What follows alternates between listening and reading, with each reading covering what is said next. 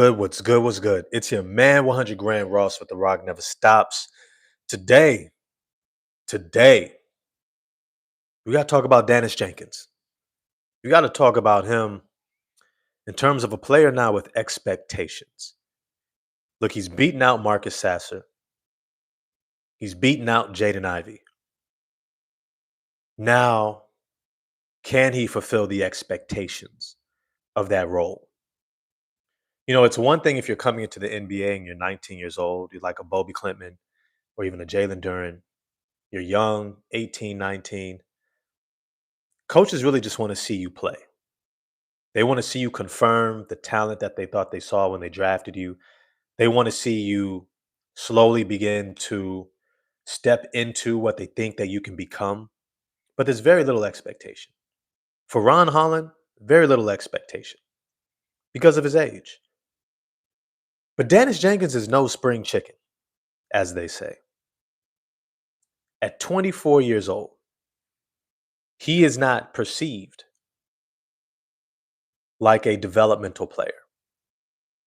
He's not seen as a guy who has all the time in the world to show what he's got.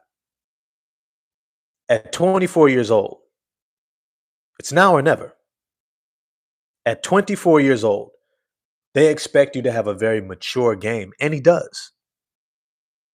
That's why he beat out Marcus Sasser and Jaden Ivey for that role.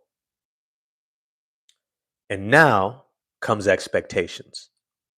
And I want to dive into that, and I want to dive into that in this video. But before I do, as always, smash the like button for him. Remember, it's a small thing for you, but a big thing for the channel. All right?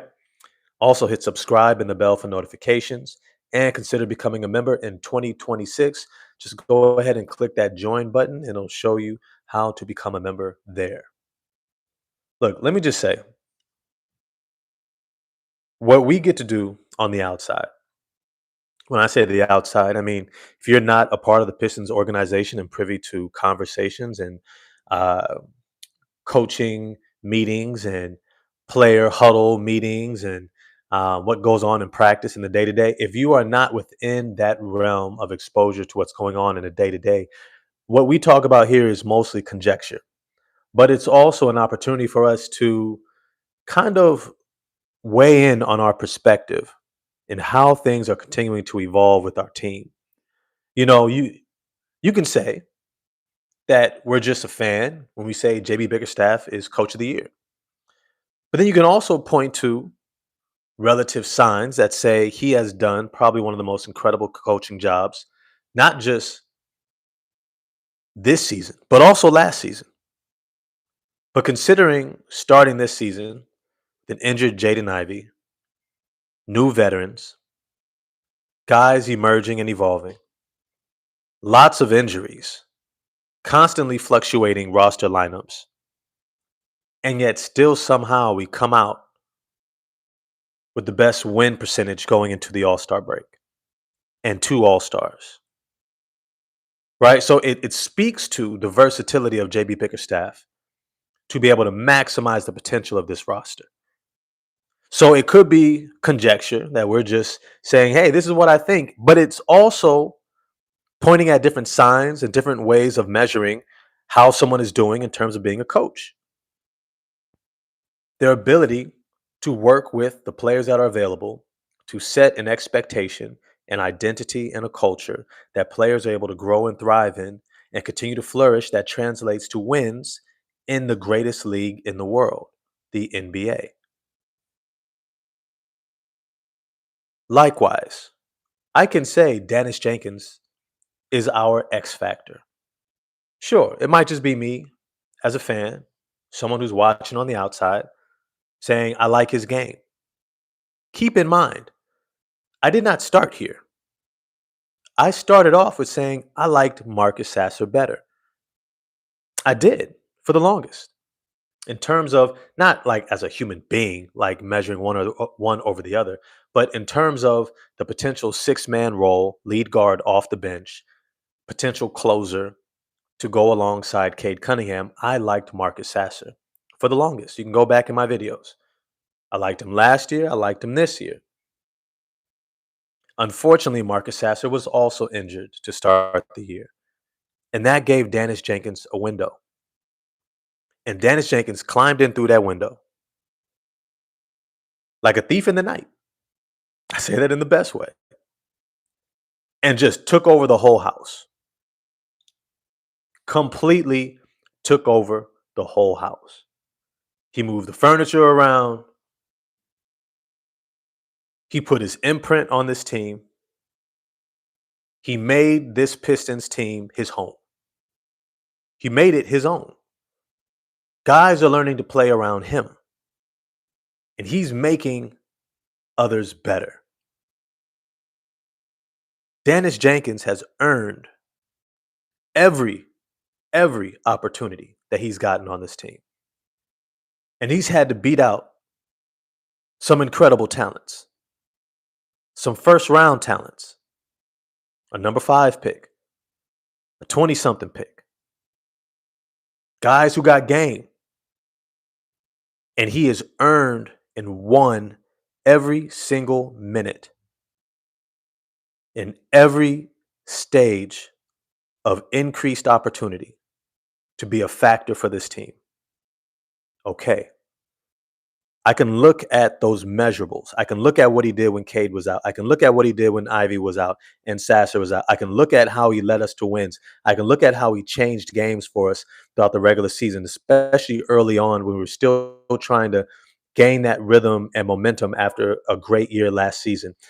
I can look at his perimeter defense. I can look at his ability to set the table for our offense. I can look at his ability to move the ball from side to side and to get downhill to the rim, even to the free throw line, and finish and shoot his free throws at a high rate. I can look at his ability to knock down threes when it mattered the most. Game winners.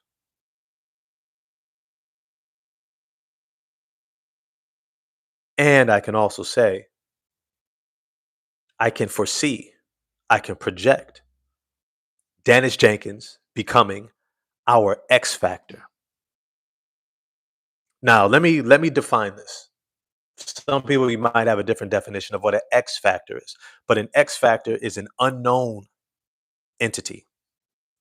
It's known to some degree, but when you are projecting into the unknown, what you have not seen yet. And when you say the greatest X factor, well, now you're pointing to the greatest unknown projection from what you have seen. The greatest unknown projection from what you have seen. I've seen Ron Holland. I've seen Karis LeVert. I've seen Duncan Robinson. I've seen Tobias Harris. I've seen Asar Thompson, Jalen Duren, Cade Cunningham. I've seen Isaiah Stewart, B-Ball Paul, Javonte Green. I've seen them all. And when I look at this roster and I look at Daniss Jenkins, I say he has the greatest potential unknown impact for the Detroit Pistons going into the playoffs. The greatest. The greatest. You know, it's easy to assume that people's talent translates. It's easy to assume that. It's easy. But the reality is it doesn't. There are guys who look really, really, really, really good in certain moments. And then in the next, they look absolutely horrendous. They fall off. You look at Joel Embiid and his playoff career. It has been putrid. His stats go down in the playoffs across the board. Scoring, rebounding, efficiency, across the board. And yet, he might be one of their biggest X factors.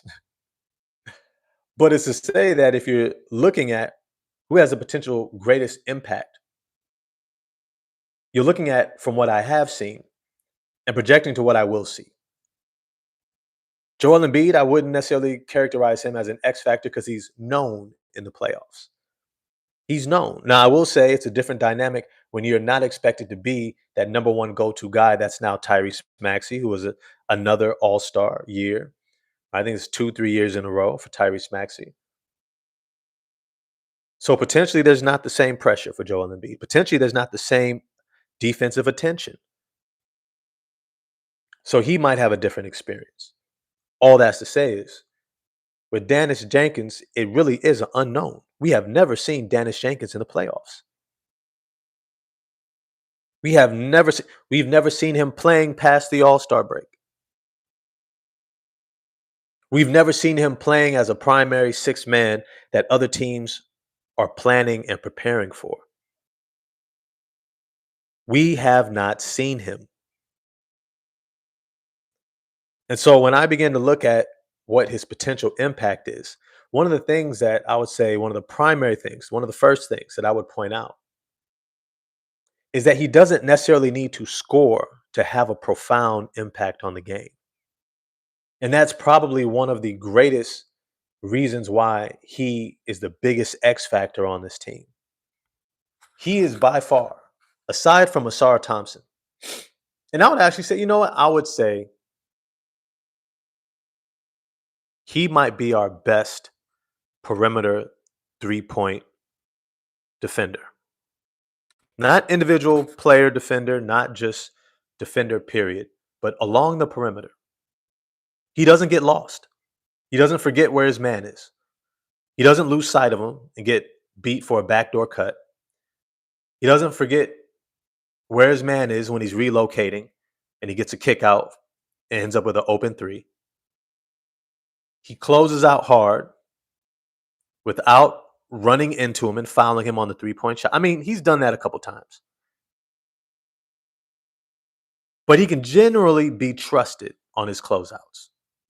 And his anticipation and his speed and athleticism and positional size at 6'4" allows him to challenge the shot of most shooters that he's guarding. What's good, low budget gamer? What's good, man? What's good? It's good to see you in the chat. Jimmy Maxon, it's good to see you in the chat. William Hurst guy, what up though? What up though? What up though? Yes, I am ready for tonight's game as well. I'm actually going to be on a date, but I'm going to catch it right after. I'm going to catch it right after. But let me just say this. Daniss Jenkins' ability to navigate screens is probably second only to Asar Thompson and Javonte Green, which is to say that it's pretty incredible. His ability to stay in front of his man and move laterally and not get caught out of position and called for an easy foul, once again, is second to none on this team, outside of Asar and Javonte. His defensive impact on the perimeter, it's not just that he's good at defense on the perimeter, it's that our team desperately needs that. I don't know if you all remember, but I've said this many times in my videos, that one of the areas of weakness of our defense is covering the 3-point line. It's covering shooters. Boston was able to kill us because they could generate a lot of open threes. We have guys like Cade and Karis LeVert and, who sometimes lose focus on the perimeter. Sometimes they get stuck in the mud, Ron Holland even. They forget where their man is. They forget to close out, or they just choose not to because by the time that they see where the ball's going and they're not moving their feet already and they see their man catch the ball, they recognize it's already too late.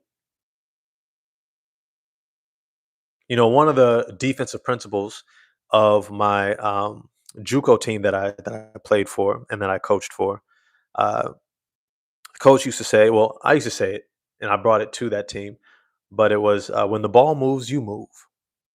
When the ball moves, you move.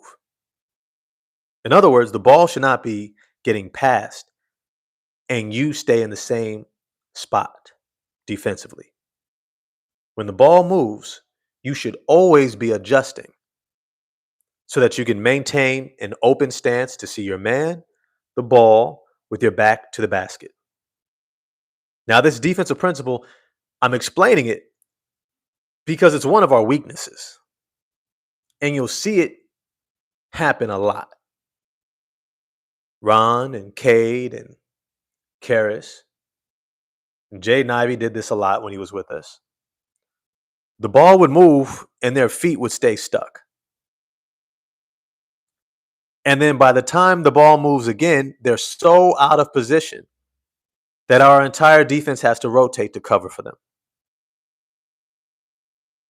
There are times where the ball goes up in the air, is being shot, and their feet remain glued to the ground. No box out, not moving towards a defender, or moving towards an offensive player to box them out to secure the defensive rebound. They don't move their feet. And a lot of defense, as we talked about before, is played before your man gets the ball. Defense doesn't start once your guy gets the ball. Defense is played before your guy gets the ball. And so for this team to have an elite perimeter defender who's 6'4", great lateral mobility, speed, anticipation, and IQ on the perimeter, he's somebody that we need to play more so that we can shore up one of our weaknesses. Imagine if we become one of the better three-point defending teams. We're already a great defensive team that creates a lot of turnovers, hits the boards, plays physical, disrupts your offensive flow. We have a lot of great attributes to our defense. But imagine if we can add to that. We become one of the better teams at preventing three-point makes. Now, we're forcing people into what they don't want to do. What they don't want to do. Now we're forcing them into Isaiah Stewart, Jalen Duren, forcing them into Asar Thompson, Ron Holland, getting their shot blocked, getting steals, getting deflections, getting roughed up, right? Like these are all things that teams don't want to do. They would rather just sit out there and shoot threes. So these are all things that when I look at Daniss Jenkins, I'm like, yo, this is what he does. This is what he does. But look, I'm gonna jump off. I got some folks visiting right now. Let me just say this: Daniss Jenkins is definitely going to be the X factor. I personally see his impact as something that is going to be able to shift our defense. But not only that, he has the ability to shift our offense. He has the ability to give us the offensive impact that maximizes the potential of this roster and its efficiency. Having the ability to get downhill, break down the defense, and also set the table for guys like Cade and Duren, making the game far easier for them. But hey, I got to get off. Let me know what you think. Is Daniss Jenkins the X factor for this team moving into the playoffs? I'm going to get at y'all later. I'll probably do a short later, but let me know what you think in the comment section. Remember, love someone deeply today. Laugh hard as hell. Live your life to the fullest. Everyone else is already taken. Peace.